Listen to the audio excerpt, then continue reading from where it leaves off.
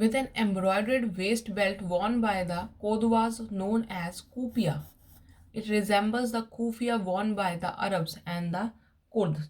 तो वो कहते हैं कि जो कपड़े थे उनमें क्या होता है कि जो लॉन्ग ब्लैक कोट होता है उसके बीच में जो हमारी वेस्ट होती है, हमारी कमर होती है, उसमें एम्ब्रॉयडर्ड कपड़े की बेल्ट बनाई जाती है जो बिल्कुल जिसको कौदवास बोलते हैं या कूफिया बोलते हैं। और कूफिया वॉर्न बाय अरब्स, जो आज के अरेबिक लोग हैं वो आज भी क्या है ये कूफिया डालते हैं जो कुर्ग में मिलता है। बच्चे अगर आप ये ड्रेस देखो फर्स्ट पेज पे तो ये क्या है, ये कूफिया है।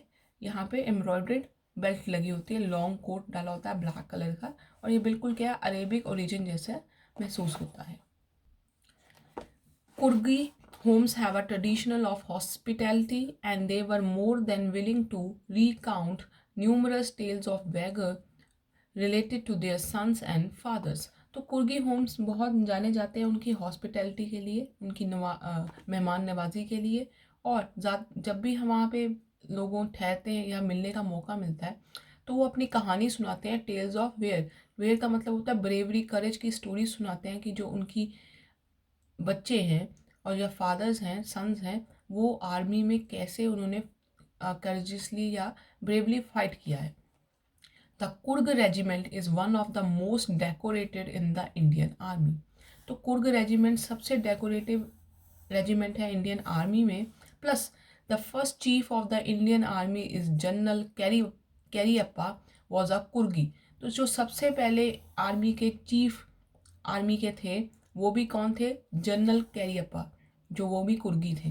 Even now Kodavas are the only people in India permit to carry fire arms without a licence. और इवन जो कुर्ग के लोग हैं वो अपने घर में फायर आर्म्स रख सकते हैं, कहते हैं पिस्तौल, बंदूक वगैरह सब रख सकते हैं, और उनको लाइसेंस की ज़रूरत नहीं है। इंडियन गवर्नमेंट उनको परमिशन दी हुई है। The river Kaveri obtain it's water from the hills and forest of Coorg. तो यहाँ पे कौन सी रिवर फ्लो करती है, कावेरी। और ये कावेरी जो अपना वाटर है वो हिल्स से और फॉरेस्ट ऑफ कुर्ग से लेती है। Mahseer are large fresh water fish abound in this waters. तो कौन सी हमें यहाँ पे अलग अलग कहते हैं जो वाइल्ड लाइफ क्रिएचर्स मिलते हैं, तो सबसे पहली है फिश जिसका नाम है mahseer. Then kingfishers dive for their fish, while squirrels, langurs drop partially eaten fruit from the mischief of enjoying the splash and the ripple effect in the clear water.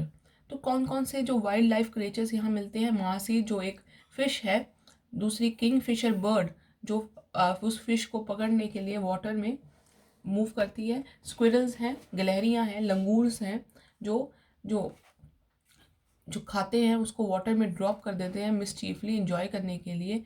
और एलिफेंट्स हैं enjoying being bathing and scrubbed in the river by their mahouts. mahouts मतलब जो elephant को train करते हैं या जो उनके महारथी होते हैं।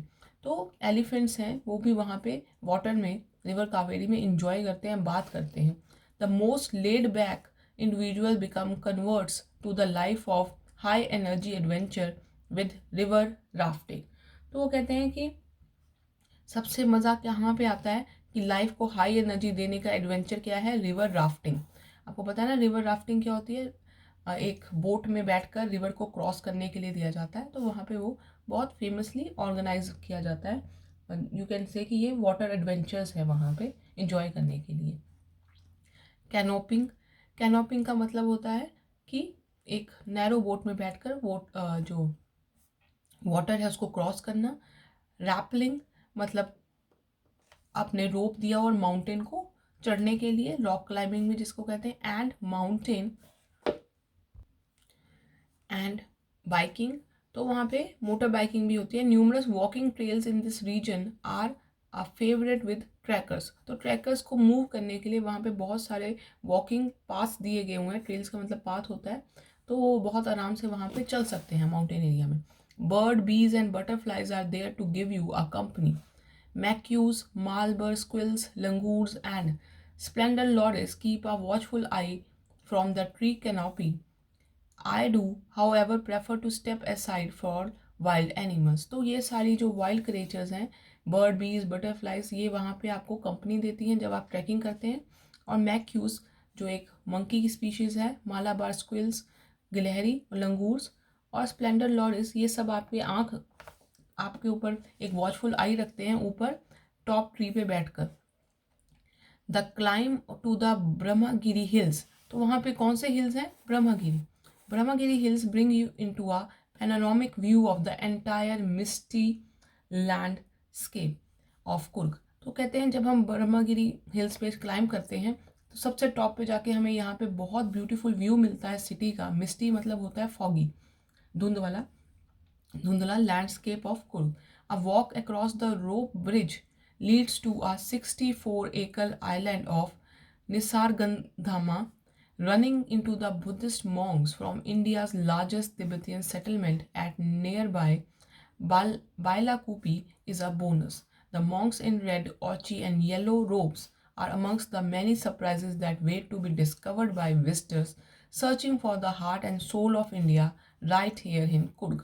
तो कुर्ग में ना ही अकेला हमें मतलब हिल स्टेशंस मिलते हैं, इवन जो तिब्बतियन है, लार्जेस्ट तिब्बतियन सेटलमेंट भी हमें वहाँ पे मिलती हैं जो बायलाकुपी में है। और वहाँ पे आपको पता है जो मॉन्क्स होते हैं, जो बुद्धिस्ट मॉन्क्स होते हैं, उनकी ड्रेस क्या होती है? रेड कलर का वो पूरा गाउन सा डाला होता है और उन्होंने येलो कलर के रोब्स लगाए होते हैं। तो वो भी सरप्राइजेज आपको वहाँ पे जो विजिटर्स वहाँ पे मिलते हैं वो उनको देखने को मिलती है। और ये बहुत इंटरेस्टिंग प्लेस है। ऐसा नहीं है कि बस एक हिल स्टेशन है जो हम घूमने जाते हैं, तो यहाँ पे डिस्कवर करने के लिए, एंजॉय करने के लिए भी बहुत सारी चीज़ें हैं। बच्चे फैक्ट फाइल है कि आप यहाँ पे कैसे पहुँच सकते हो। अगर आप एयर से जाते हो, एयरप्लेन लेते हो, तो क्या डिस्टेंस और कौन सा एयरपोर्ट आपको नज़दीक पड़ेगा।